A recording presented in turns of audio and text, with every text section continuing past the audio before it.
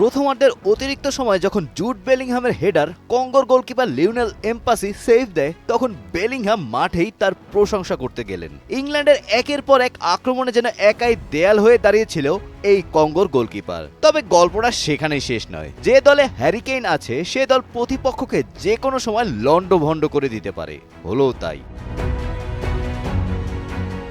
বিশ্বকাপের নকআউট পর্বের প্রথম ম্যাচে খাদের কিনারা থেকে ঘুরে দাঁড়িয়েছে ইংল্যান্ড। শেষ ৩২-এ তীব্র প্রতিদ্বন্দ্বিতাপূর্ণ লড়াইয়ে ডিআর কঙ্গোকে ২-১ গোলে হারিয়ে শেষ ১৬ নিশ্চিত করেছে থ্রি লায়ন্সরা। ম্যাচে জোড়া গোল করে দলের জয়ের প্রধান অধিনায়ক হ্যারি কেইন।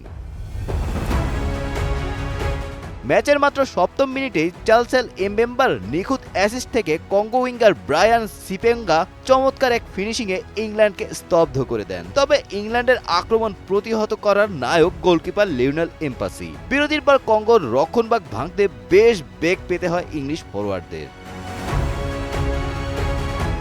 ম্যাচের ৬০ মিনিটে কোচ টুকেল রাশফোর্ডের পরিবর্তে অ্যান্থনি গর্ডনকে মাঠে নামান, যা ছিল ম্যাচের মূল টার্নিং পয়েন্ট। গর্ডন মাঠে নামার পরই বদলে যায় ম্যাচের গতিপথ। ম্যাচের ৭৫তম মিনিটে গর্ডনের মাপা ক্রস থেকে দারুণ এক হেডে গোল করে ইংল্যান্ডকে সমতায় ফেরান হ্যারি কেইন।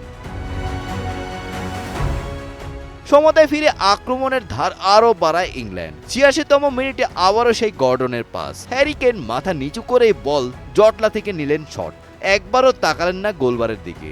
আর যাই হোক, গোলবার তো কখনো সরে যাবে না, এটাই জানতেন তিনি। সেই জোরালো শটে দ্বিতীয় গোলটি করেন কেইন। তার এই রকেট গতি শটে ২-১ গোলের ব্যবধানে কষ্টের কিন্তু নাটকীয় জয় পায় ইংল্যান্ড। জয়ের পর হাইড্রেশন ব্রেকে ট্যাকটিক্স পরিবর্তন ও সাবস্টিটিউটের প্রশংসা করলেন এই ইংল্যান্ড অধিনায়ক।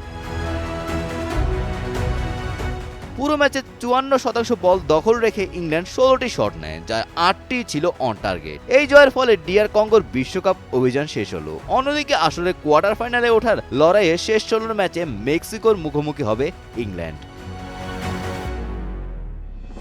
গোলাম রাব্বানি, টাইমস টুডে।